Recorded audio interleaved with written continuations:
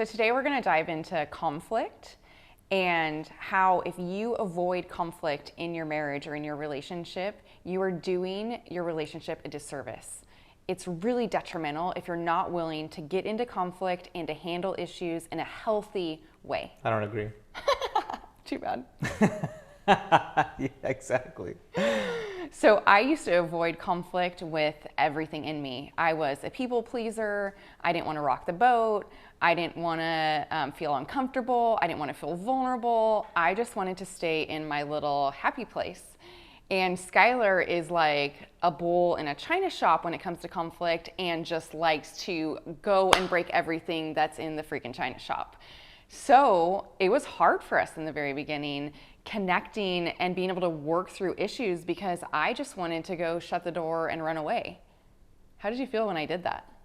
Yeah, it was challenging, right? Because, I wanted to address the issues, right? And bring the issues to the forefront of the relationship so we could make progress. And again, I wasn't the best at addressing conflict or bringing it up either, right? So I didn't know how to properly address conflict. And a lot of times I also did avoid conflict. And what we realized, I think, through our relationship was that when we actually addressed something, it gave us permission to move on from it. But initially, it's like this, right? And still, when we still address conflict to this day, we still go head to head, but then we step back and we process it and realize there was some growth from addressing the conflict. Because what happens is when we don't address conflict, right, those issues stay under the surface. Yeah. They're swept under the rug, right? And then they eventually turn into resentments. Yeah. And right, if you're doing something that bothers me, and I don't say anything about it. I don't do anything that could possibly bother anybody. Yeah, I know, exactly. Yeah, me neither. So if you're doing something that bothers me, if I don't say anything, eventually I'm going to start to become resentful. And that's what happens in marriages. That's what happens with relationships with employees and bosses, right? If you don't say anything, it will eventually turn into resentment. And it's not until you address it that allows it to get out in the open. And then you can resolve it. But as long as it's unaddressed, it's unresolvable because the other person doesn't know what's going on. So it's important to bring those topics to surface. And that's why when some couples and some people say, hey, we have no conflict in our relationship. Yep, that's probably true because you're avoiding all the conflict. There's all these underlying issues, right? Even small potential issues that could really take the relationship to the next level. I think it matters how you address the conflict, though, because we used to address conflict by attacking each other. Like, you did this. And we would make assumptions. Like, I would assume that you intended to hurt me oftentimes. And then we would start just attacking each other and starting spiraling down really, really well. And so we created more conflict out of addressing the conflict. And so I believe we had to learn how to, from a place of ownership and not blaming the other person, say, look, this is what I experienced. Like, when you said this, it made me feel like this. Is this true? Right? Because oftentimes, it wasn't even a question in my mind of was it true. I was like, yeah, he meant it like that, and he meant to hurt me, right? I didn't even give you the benefit of the doubt in thinking I could have this wrong. And so I think we've learned to create a space where we can share what's going on inside of us. Like, if you made me mad about something, I could say, hey, Skylar, when you said this is what I felt, or this is what came up in me, and I think this is why. Is that what happened? And so many of the times the answer is no. You're like, oh my gosh, I didn't even know that's how you would take that, right? Yeah, because sometimes, right, if I address something and say, hey, you're not doing this right, or I need more from you in this specific area, you get triggered, right? It triggers insecurity. I'm not good enough. I'm not good enough, right? It triggers these things, Yeah. And then you throw up a wall, and then now we have this full-on, little battle going on. But what you've done really well is you've learned to step back and say, hey, did you mean to hurt me by saying this? And that's a hard thing to say for some reason. It's kind of a vulnerable statement.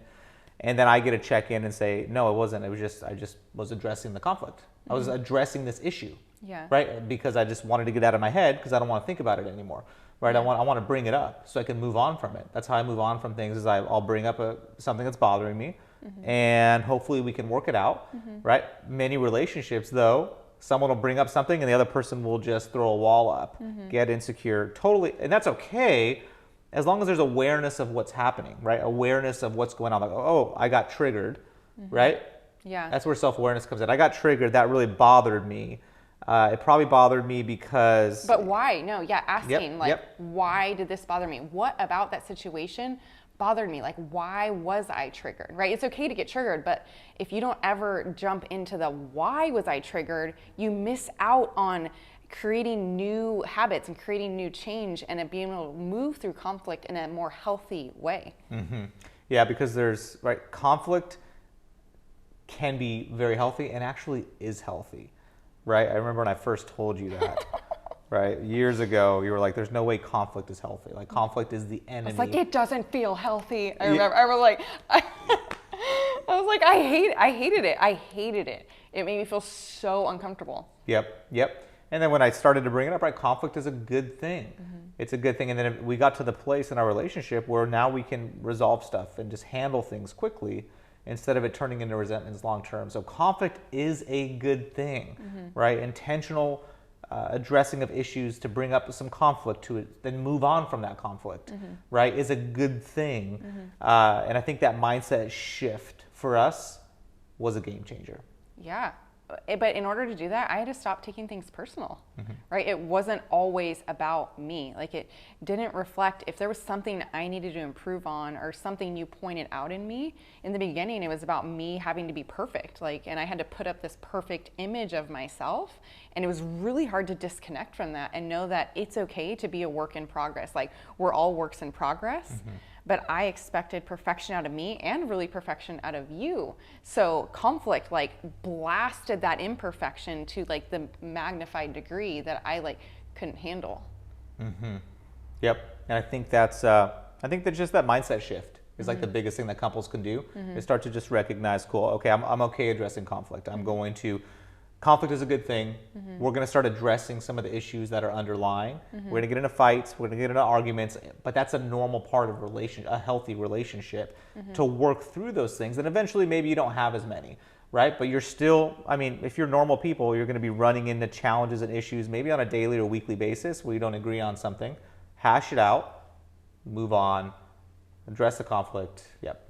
I think it's even one step further than conflict is good. Like, conflict is necessary. Like, it has to happen in order for us to continue to grow as a couple.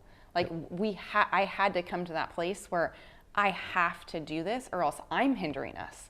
I'm holding us back. And if I keep looking at this as a bad thing, then I'm going to shy away from it and I'm going to hold us back from growing closer and growing deeper together. Yet, it just wasn't a thing. Like, we didn't do that when we were growing up. Like, we still have resentments in our family and there's unresolved conflict from 30 years ago, right? And that was normal. And so this was a big paradigm for me. So thank you for being willing to make us address conflict. I'm all in.